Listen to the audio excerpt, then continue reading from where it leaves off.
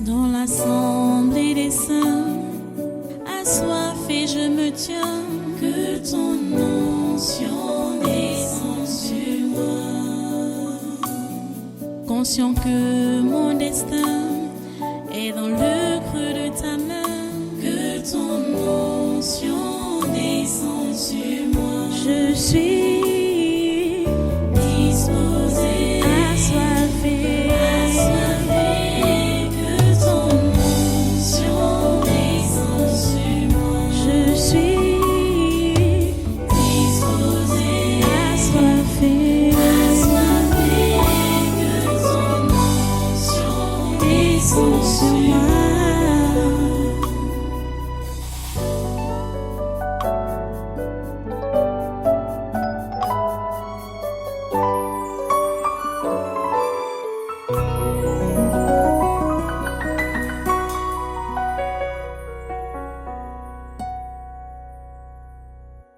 Alléluia. Voilà, tu prends donc 2 Corinthiens chapitre 5. On repart dans 2 Corinthiens chapitre 5. 2 Corinthiens chapitre 5. On va relire du verset 14 jusqu'au verset 21. 2 Corinthiens chapitre 5. Du verset 14 jusqu'au verset 21. Nous lisons. Car l'amour de Christ nous presse, parce que nous estimons que si un seul est mort pour tous, tous donc sont morts, et qu'il est mort pour tous, afin que ceux qui vivent ne vivent plus pour eux-mêmes, mais pour celui qui est mort et ressuscité pour eux. Ainsi, dès maintenant, nous ne connaissons personne selon la chair, et si nous avons connu Christ selon la chair, maintenant nous ne le connaissons plus de cette manière. Si quelqu'un est en Christ, il est une nouvelle créature. Les choses anciennes sont passées.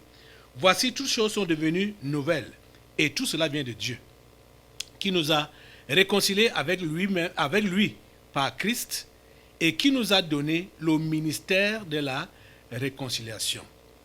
Car Dieu était en Christ, réconciliant le monde avec lui-même, en n'imputant point aux hommes leurs offenses, et il a mis en nous la parole de la réconciliation. Nous faisons donc les fonctions d'ambassadeurs pour Christ, comme si Dieu exhortait par nous. Nous vous en supplions, au nom de Christ, soyez réconciliés avec Dieu. Celui qui n'a point connu le péché, il a fait devenir péché pour nous, afin que nous devenions en lui justice de Dieu. Prions le Seigneur. Dieu Tout-Puissant, nous te remercions pour ta parole. Et nous te prions pour que celle-ci puisse accomplir dans nos vies ce que tu as prévu. Ta parole crée, ta parole change, ta parole recrée, ta parole transforme. Permets qu'elle accomplisse toutes ses œuvres dans nos vies, maintenant, pendant que nous l'écoutons. À toi toute la gloire et tous les honneurs. Au nom puissant de Jésus, nous avons prié. Amen. Merci Seigneur. Voilà, prenez place dans sa sainte présence et soyez tous les bienvenus une fois de plus à ce congrès du surnaturel de ce jeudi 25 mai 2023. Nous bénissons Dieu pour sa parole. Nous bénissons Dieu de la manière qu'il nous conduit. Les amis, Dieu a fait de nous la lumière du monde. Dieu a fait de nous le sel de la terre. Quand je dis nous, ça veut dire chrétiens. Dieu a fait des chrétiens la lumière du monde. Dieu a fait des chrétiens le sel de la terre. Mais il a posé la question, si le sel perd sa saveur, avec quoi la lui rendra-t-on? Et on a compris que la saveur du sel dont Jésus-Christ parlait, c'est l'amour. C'est avec ça que nous devons faire le travail qu'il nous a confié. Parce que chaque fois que Dieu sauve un individu, il lui donne un ministère. C'est-à-dire, il lui donne un service. C'est ça. Parce que certaines personnes comprennent mal ce qu'on appelle ministère. Quand on dit Dieu donne un ministère, celui-là va penser que voilà, comme je suis déjà chrétien comme ça, je suis déjà devenu pasteur, je suis déjà devenu évangéliste, prophète, machin, tout ça là. C'est vrai que dans le même temps, d'une manière générale, tu es tout ça. Tu es tout ça. Puisque nous sommes appelés, dans Hébreu, à prendre soin les uns des autres. Et c'est ce que le pasteur fait. Le pasteur prend soin des brebis. Et nous, David nous dit qu'on ne doit pas être comme Caïn, voilà. On ne doit pas être comme Caïn. Caïn était du malin. Lui n'a pas pris soin de son frère. Étant le meurtrier de son frère, quand Dieu lui demande où est ton frère Abel, il dit suis-je le gardien de mon frère Abel? Vous voyez, l'irresponsabilité, la méchanceté, l'égoïsme, c'est ça qui caractérisait Caïn. Et la Bible nous dit que nous ne devons pas avoir ce genre de nature-là. La nature de Caïn. On ne doit pas être comme Caïn. On doit avoir un cœur d'amour. On doit avoir un cœur d'amour. On doit prendre soin les uns des autres. Nous sommes là, nous avons été sauvés pour sauver les autres. Nous avons été sauvés et le Seigneur nous a confié un ministère. Dans le passage de 2 Corinthiens 5-6, on voit que c'est le ministère de la réconciliation. Le ministère de la réconciliation. Ça veut dire quoi? Ça veut dire que nous devons tout faire pour que celui qui est en désaccord avec Dieu s'accorde avec lui. C'est ça qu'on appelle réconcilier. Donc celui qui est en désaccord avec Dieu doit s'accorder avec Dieu. Et vous savez que le monde des ténèbres, les agents de Satan, dans ce monde, les tyrans, ils travaillent depuis fort longtemps. Et aujourd'hui, c'est devenu même accéléré. Où ils veulent enseigner au monde entier, à tous les humains, d'être en désaccord avec Dieu. Ils veulent enseigner à tous les humains, à tous les simples. Eux, ils sont des anges déchus qui ont pris des carcasses humaines pour cette mission-là. Donc, pour enseigner aux humains d'être en désaccord avec Dieu. Mais toi, tu as reçu pour mission d'enseigner aux humains de s'accorder avec Dieu.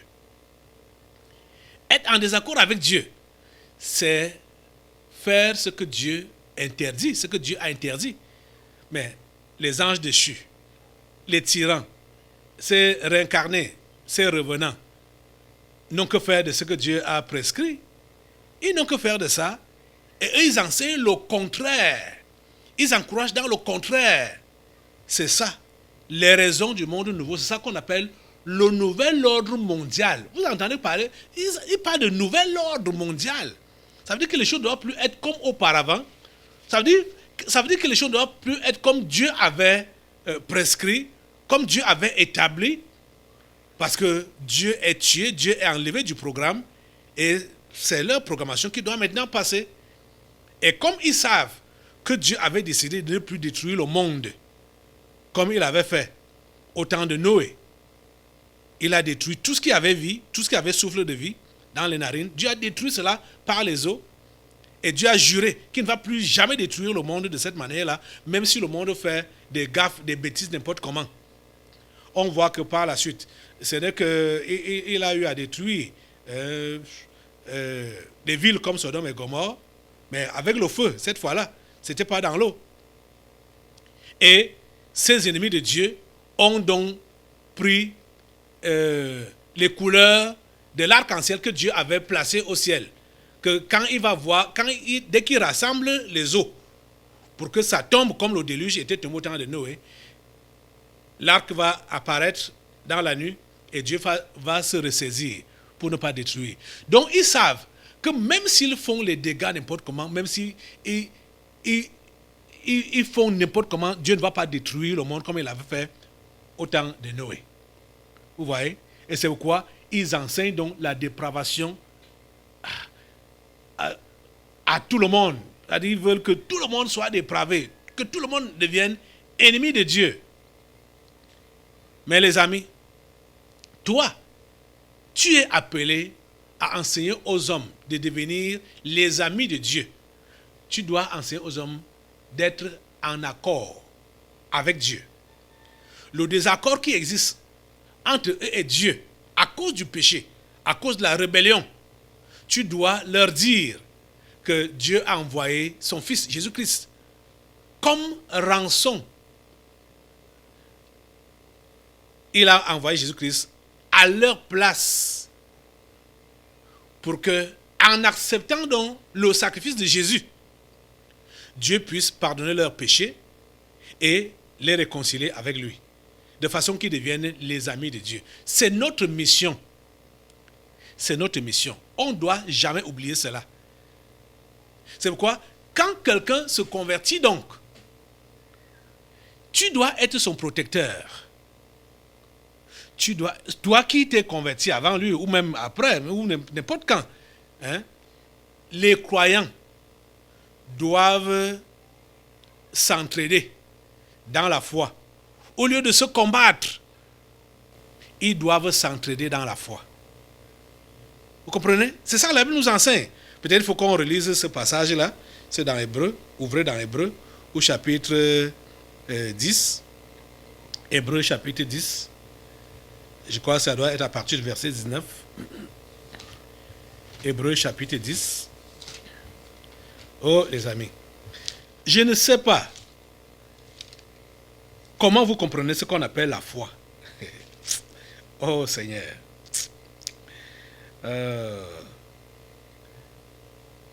Hébreu chapitre 10. Bon, je ne vais pas tirer trop long. Je vais aller directement au verset 24. Verset 24. On pouvait commencer à partir du verset 19. Bon, c'est pas mauvais. Bon, commençons quand même au verset 19.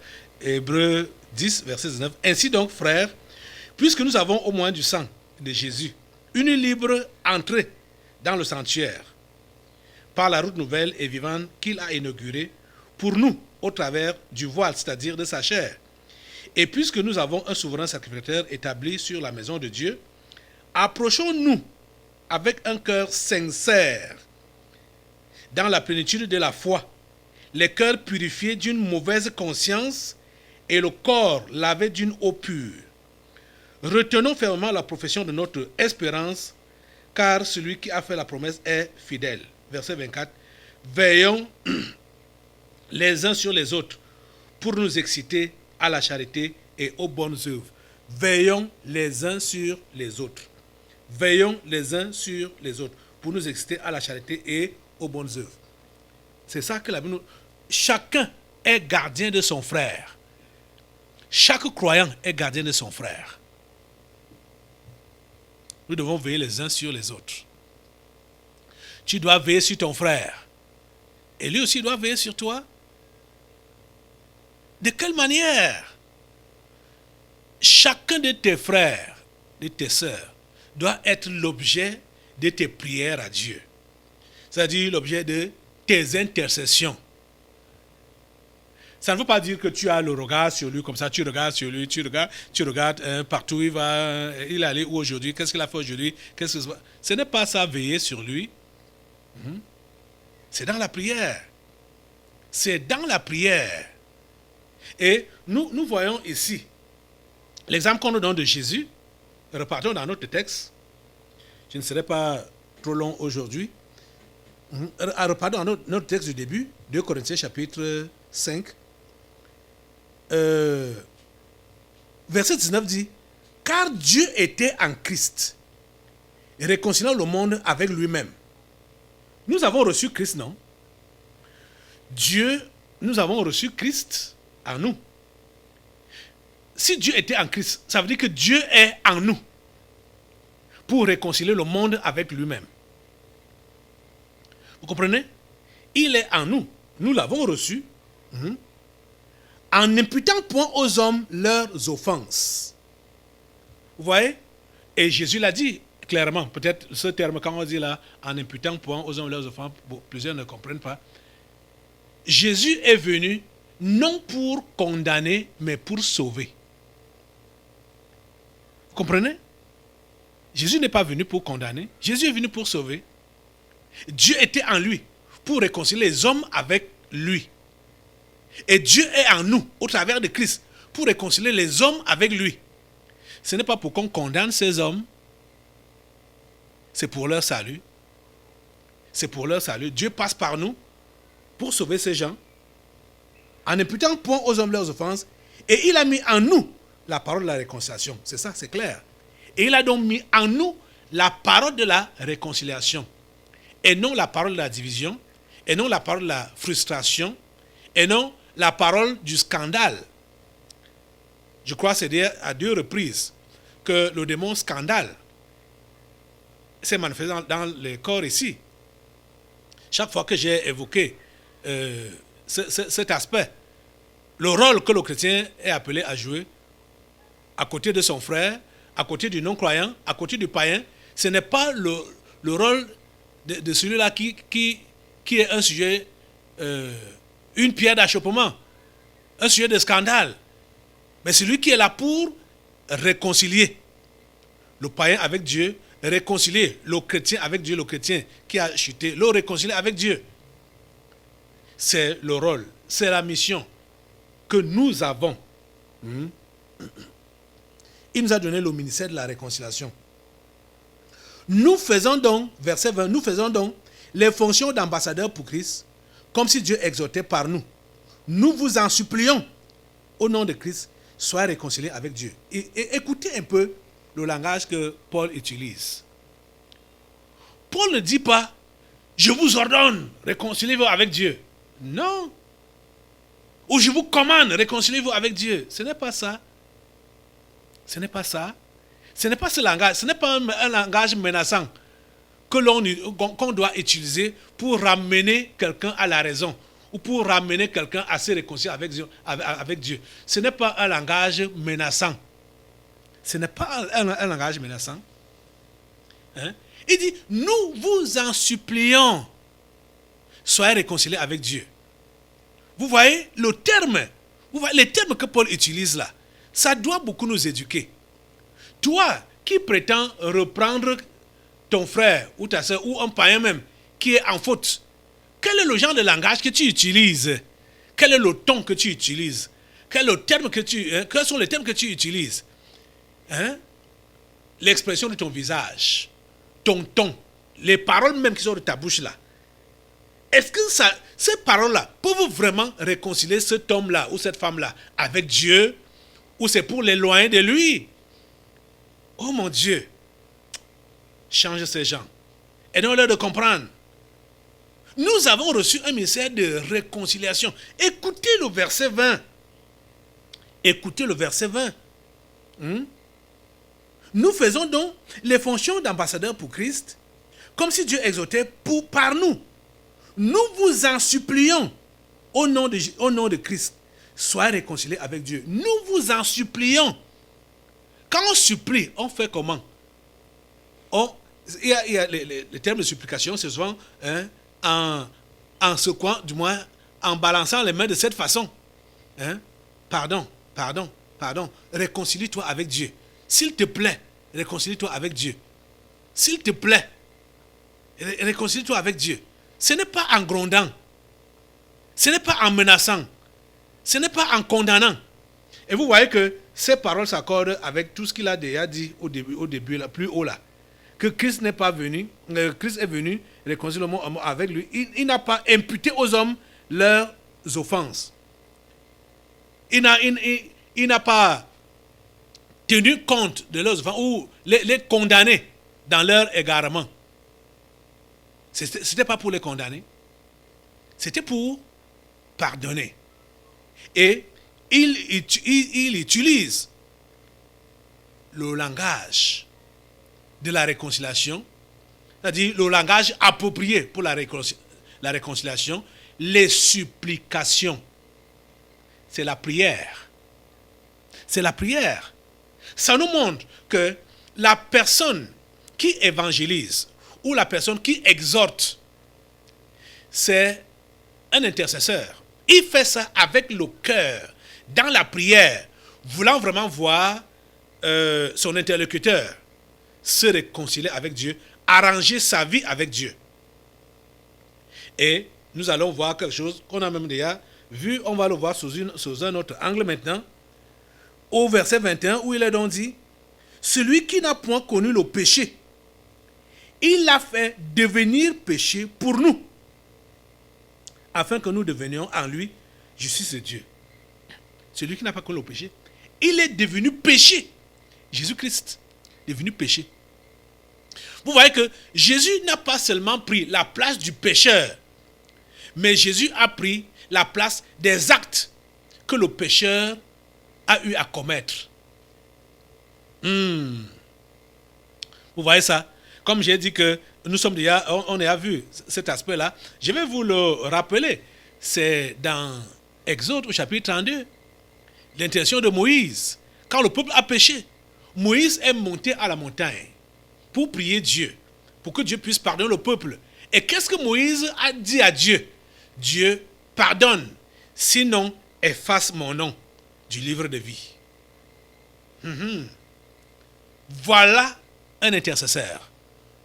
Voilà, oh mon Dieu, il prend la place du pécheur, du condamné. Parce que vous allez comprendre ce que Dieu répond à Moïse. Dieu lui dit, ce n'est pas ton nom que je vais effacer. Je vais effacer le nom de celui qui a péché. Donc vous voyez comment Moïse a pris la place des pécheurs. Il a pris la place du pécheur. A dit à Dieu, Dieu, je préfère que tu me traites comme ce pécheur. Que vraiment, je prends sa place. Et c'est ça qu'on voit que Jésus a fait ici. Celui qui n'a point connu le péché, il l'a fait devenir péché pour nous, afin que nous devenions en lui justice de Dieu. Nous prenons la place du pécheur pour que le pécheur soit justifié devant Dieu. Vous êtes en train de comprendre ça? Pas que nous exposons le pécheur à Dieu pour dire, regarde, regarde ce vieux pécheur, regarde, depuis qu'on lui parle, il ne veut pas se convertir, il ne veut pas comprendre. Regarde, ce n'est pas ça. Ce n'est pas pour le condamner. Tu prends sa place. De façon où tu dis à Dieu, Dieu, tu effaces mon nom. Si tu ne lui pardonnes pas, Moïse a prié comme ça. Qui de vous peut prier comme ça pour l'autre? La plupart sont remplis d'eux-mêmes. Égoïstes jusqu'à. Pourtant, ils prétendent qu'ils aiment Dieu. Ils prétendent qu'ils sont des intercesseurs. Ils prient pour les gens. Ils prient pour le salut des nations. Ils prient pour le salut des âmes. Pourtant, ils ne sont pas prêts à prendre la place de ceux-là. Ils ne sont pas prêts. Ce n'est pas quelqu'un qui a proposé à Moïse de se donner à la place des autres. Ce n'est pas quelqu'un qui a proposé à Moïse. Lui-même, à cause de l'amour qu'il avait pour le peuple de Dieu, l'amour qu'il avait pour son peuple, ses frères. Allons dans Exode chapitre 32 là. Exode chapitre 32, à partir du verset 30. Voici ce qui est écrit. Le lendemain, Moïse dit au peuple, vous avez commis un grand péché. Je vais maintenant monter vers l'Éternel. J'obtiendrai peut-être le pardon de votre péché. Moïse retourna vers l'Éternel et dit, ah, ce peuple a commis un grand péché. Ils se sont fait un Dieu d'or. Pardonne maintenant leur péché. Sinon, efface-moi de ton livre que tu as écrit. Ah, vous voyez ça? Pardonne. Sinon, efface-moi. Efface mon nom. Efface-moi de ton livre que tu as écrit. Si tu ne leur pardonnes pas, tu effaces mon nom. Écoutez la réponse de Moïse au verset 33. L'Éternel dit à Moïse, c'est celui qui a péché contre moi que j'effacerai de mon livre. Donc, Moïse savait que c'est le sort qui était réservé à celui qui a péché. C'est-à-dire, son nom doit être effacé. Donc, Moïse a donc pris la place du pécheur. Moïse dit, c'est mon nom qui doit être effacé. Et lui, tu dois lui pardonner. Toi, tu effaces mon nom. C'est ça l'intercesseur. Est-ce qu'il y a un intercesseur dans la salle-ci? Est-ce qu'il y a un intercesseur qui m'écoute là? Est-ce que vous êtes réellement qualifié pour être un intercesseur? Et vous voyez que ce que Moïse a fait, c'est ça que Jésus a exactement fait. La Bible dit qu'il est devenu péché à cause de nous. Il est devenu péché, a porté notre péché, est devenu... Non seulement il a pris notre position, notre place, mais il a pris tout ce que nous étions, tout mauvais, tous les péchés, toutes les atrocités qu'on a eu à commettre, tout ça là s'est posé sur Jésus. Il est devenu péché. Et tout ça là, c'était pour que nous soyons justifiés devant Dieu. Vous voyez? C'est à cela que le Seigneur nous appelle. Vous voyez donc que une évangélisation sans intercession n'a pas de valeur. Ça n'a pas de valeur. Ça ne compte pas. Évangélisation sans intercession. Et la vraie intercession. Parce que c'est par là que l'évangélisation commence. Par l'intercession authentique, sincère, vraie. Comme on voit ici. Et un intercesseur, c'est celui qui a l'amour véritable dans son cœur pour celui pour qui il prie. On voit dans un autre contexte, toujours avec Moïse et Aaron, quand le peuple a péché, Dieu avait commencé à frapper. L'ange de la mort était passé dans le camp, tuant les gens à gauche et à droite, en pagaille. Moïse a appelé Aaron rapidement, lui dit, pardon, c'est déjà, la plaie a commencé, va dans le camp et maintenant là, intercède. L'intention était quoi? D'immoler un animal. À l'époque, c'était ça. De faire le sacrifice pour que la plaie puisse s'arrêter. Et la Bible nous fait comprendre que Aaron s'est placé entre les morts et les vivants. Aaron, en courant dans le camp pour aller faire le sacrifice pour le peuple, il savait que l'épée que l'ange de la mort passait avec pouvait aussi lui trancher la tête. Il n'a pas tenu compte de ça. Il est entré dans le camp pour faire son sacrifice. Donc, il s'est placé, la Bible dit clairement qu'il s'est placé entre les morts et les vivants. C'est comme ça la position d'un intercesseur. Sa vie est en danger et il ne fait de sa vie aucun cas. Il sait qu'il peut partir d'un moment à l'autre pourvu que celui qu'il veut sauver là soit sauvé. Ce genre de cœur-là, il nous le faut avoir. Il nous le faut avoir. Vous savez que ce n'est pas le sacrifice pour le sacrifice. Ça doit être un sacrifice véritable qui découle réellement d'un cœur d'amour. Parce que quand on lit 1 Corinthiens chapitre 13 qui nous définit ce qu'est l'amour, il nous est bien dit que quelqu'un peut donner son corps à être brûlé. Mais pour rien. Et il se fait brûler. Pour rien. Sans amour. C'est pour rien. Vous comprenez ça? Je vous dis que c'est même, comme Dieu ne commence pas toujours grand, c'est même dans les petites choses qu'on remarque si un cœur peut avoir ou a le genre d'amour que Dieu requiert, le genre d'amour que Dieu demande. Je vais te poser par exemple une question. Comment est-ce que tu réagis quand on t'offense, quand on te fait du mal? Cette scène-là reste dans tes souvenirs pendant combien de temps? Ça reste dans tes souvenirs pendant... Cette scène-là, ça reste dans tes souvenirs pendant combien de temps? Écoute, les amis, la Bible dit que si vous vous mettez en colère, le soleil ne doit pas se coucher sur votre colère. Si tu as été offensé, quelqu'un t'a fait du mal, certainement. Qu'est-ce qui me met en colère? C'est parce qu'on a été offensé par quelqu'un. Et combien de temps tu gardes cette colère? Et vous savez que c'est la colère qui se transforme en rancune également. Voyez. Je te pose encore la question. Combien de temps est-ce que tu fais quand tu as été offensé? quand tu as été meurtri, quand tu as été choqué, combien de temps tu fais à ruminer cette scène? Combien de temps? Je te pose encore une autre question. Avec le temps que tu passes à murmurer ou à remuer cette scène dans tes pensées, cela montre que ton cœur n'a pas de l'amour. Ton cœur n'a pas de l'amour. Parce qu'un cœur d'amour ne garde pas les offenses. Un cœur d'amour ne garde pas les offenses.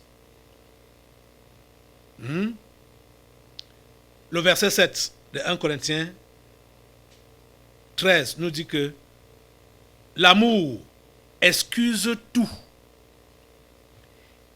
Il croit tout. Il espère tout. Il supporte tout. Voilà ce qu'est l'amour, le vrai, celui qui vient de Dieu.